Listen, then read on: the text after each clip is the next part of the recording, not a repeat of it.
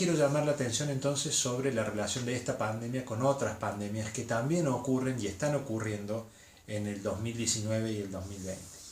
Según el Programa de Naciones Unidas para la Alimentación y la Agricultura, la FAO, en el año 2019 hubo 2.000 millones de personas sin acceso a agua potable y a saneamiento básico. Esto representa aproximadamente el 25% de las personas en el mundo. Son 2.000 millones de personas, exactamente el 26%, uno de cada 4 personas en el mundo no tiene acceso a agua potable y a saneamiento básico. En el mismo 2019, también según la FAO, 144 millones de niños y niñas menores de 5 años registraron baja talla y bajo peso, indicadores claros de malnutrición. 47 millones de estos niños demostraron tener desnutrición severa. Esto hace un total de 5.321.518. 5.321.518 niños y niñas menores de 5 años han muerto durante el 2019 de causas prevenibles, causas que la medicina y el saneamiento podrían haber curado. Esto hace un promedio de 14.579 niños por día muertos de causas prevenibles. Hay otras pandemias similares, de similar dolor, que causan similar dolor. Por ejemplo, ACNUR, el Alto Comisionado de Naciones Unidas para los Refugiados, durante el año 2019 también registró 71 millones de personas desplazadas de modo involuntario. Estos son refugiados, buscadores de asilo, personas sin estado, desplazados por las guerras. 71 millones, de los cuales 26 millones son menores de 18 años. Y por último, dato también de Naciones Unidas, de la Oficina contra el Crimen Organizado y el Narcotráfico, da un dato también escalofriante: 87.000 mujeres muertas en ocasiones de homicidios dolosos, casi el 80% de ellas asesinadas por sus parejas. Estamos hablando de pandemias estructurales que ya existían y que vienen a formar una plataforma sobre la que se monta la pandemia de coronavirus. La primera pregunta que quiero dejar entonces para una comunidad especializada en temas de comunicación es: ¿por qué nos llaman la atención tanto unas pandemias y no las otras? Evidentemente tiene que ver tal vez con la novedad de la pandemia de coronavirus. En segundo lugar, con la falta de solución. No conocemos todavía la vacuna, no tenemos una solución. Y en tercer lugar, quizás, como dice Judith Butler en el análisis que hace ella sobre las muertes que ocurren en la comunidad trans, cuando una persona trans es asesinada, la atención que merecen los medios, y del mismo modo con los refugiados. Judith Butler dice: hay muertes que no valen la pena ser lloradas. Hay muertes que no se lloran, a las que nos hemos acostumbrado o insensibilizado, o que consideramos ciudadanos prescindibles, y que por lo tanto sus muertes no son lloradas. Este video está siendo grabado a fines de mayo. Actualmente, en este momento, a fines de mayo del 2020, la cantidad de personas infectadas por coronavirus en el mundo representan el 0,002% de la cantidad de pobres que existen según Naciones Unidas. Bueno, está claro, está hecho el punto sobre qué pandemias merecen qué atención y cómo esta pandemia viene a montarse sobre otras pandemias de pobreza estructural y de desigualdad que reciben mucha menos atención de los gobiernos y de los medios de comunicación. El segundo punto sobre el que quiero llamar la atención tiene que ver con las causas estructurales de esta pandemia. ¿Por qué sabemos tan poco? ¿Por qué tan rápido los gobiernos y los mercados, las empresas, la industria farmacéutica ha venido a preocuparse por la solución, a buscar la solución de un modo rápido, sin conocer o sin poner el énfasis en los motivos estructurales, en las causas que hacen posible esta y otras pandemias? Quiero recordar que coexistimos con esta pandemia, que ya la veíamos venir porque vimos pandemias iguales. Vimos la pandemia del SARS en el año 2002, vimos gripe aviar y gripe porcina en el año 2005 y 2009, y vimos el virus, la cepa del MERS, desarrollarse también en Asia y expandirse por el mundo entre el 2012 y 2014. 4 pandemias en este siglo que comenzaron exactamente del mismo modo. Entonces la pregunta que me hago junto con el biólogo Rob Wallace, fue entrevistado por Claudia Corol para un diario argentino que se llama Página 12, pueden buscar la entrevista, es muy buena, se llama No le echen la culpa al murciélago.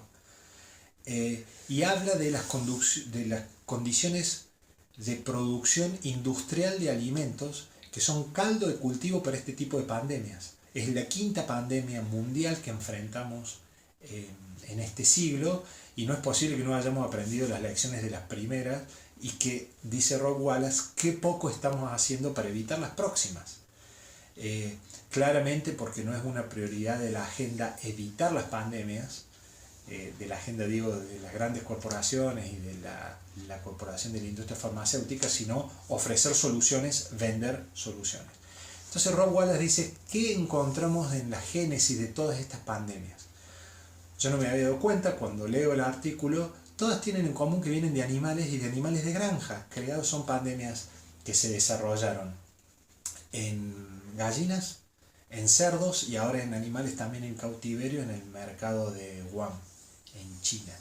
¿Qué tienen en común? Bueno, la producción industrializada de alimentos. Tenemos animales de corral, gallinas en particular, y cerdos en grandes complejos industriales, hacinados y con alteraciones de su metabolismo, mejoramiento genético. Estos son pollos y cerdos que son sometidos a alimentación artificial, que tienen anabólicos y a los que se les inyecta mucho antibiótico para prevenir justamente enfermedades.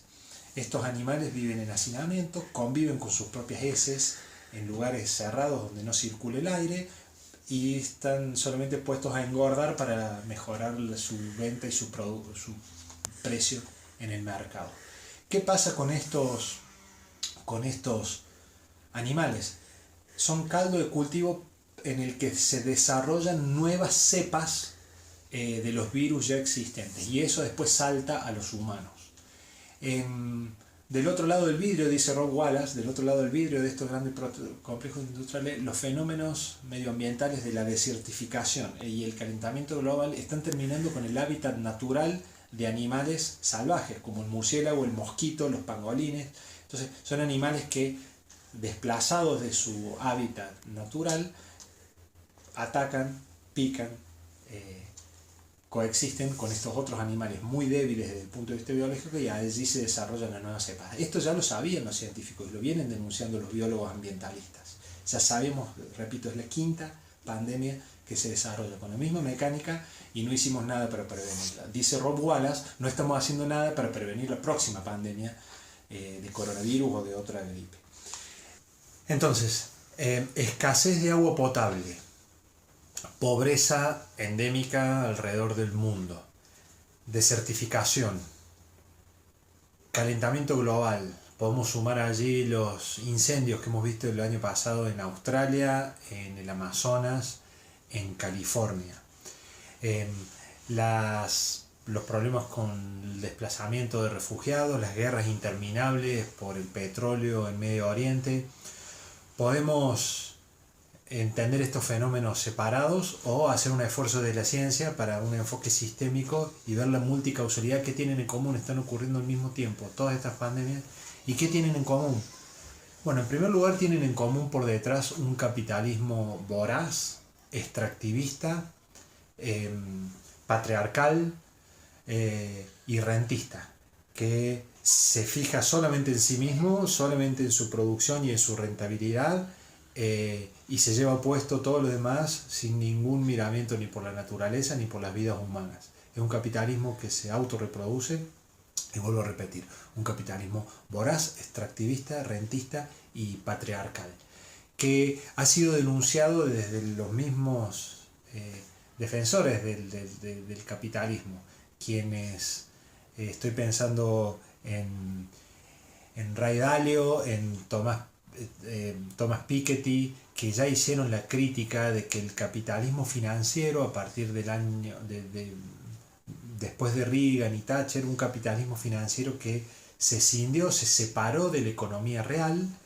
de la economía de la producción, y solamente se dedicó a generar renta financiera a través de mecanismos que se fueron perfeccionando, mecanismos digitales, pusieron muchísima presión sobre los marcos legales de regulación de la economía de los gobiernos, y desde entonces es mucho más redituable invertir en mecanismos artificiales, vuelvo a repetir, de renta financiera que en la economía real.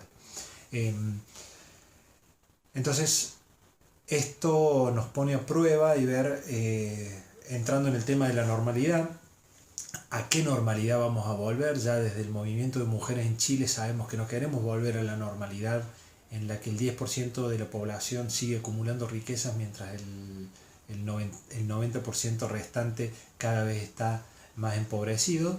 Entonces queremos volver a otra normalidad. Quiero recomendar un artículo de Julio Vincent, excelente artículo, para mí es una obligación de leer para todos los comunicadores, que se llama Prepare for the Ultimate Gaslighting, que está en inglés el artículo, pero algo así como prepárense para el último gran engaño, prepárense para el gran engaño, y hace referencia a que se viene ahora en la salida de la cuarentena.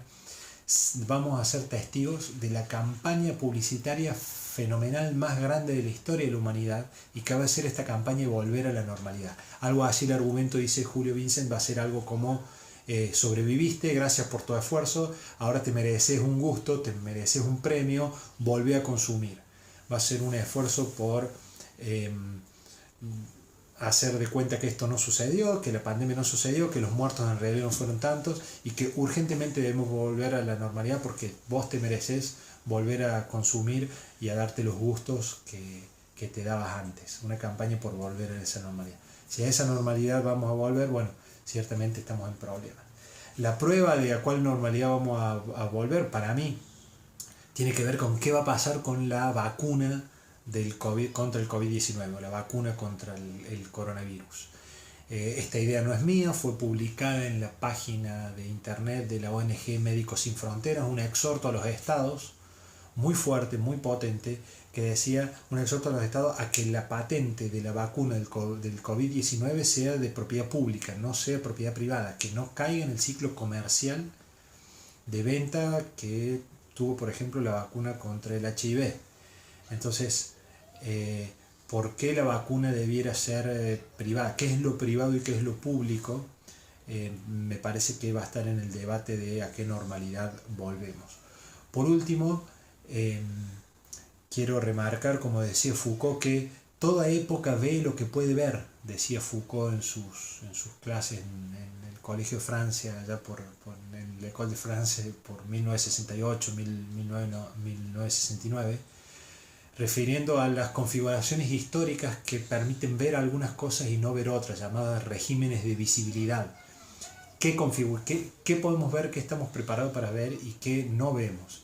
Entonces, por último, y agradeciendo la invitación de la Compol, invitarnos a que esta cuarentena y este confinamiento nos enseñen a ver cosas que no estamos viendo. Muchas gracias.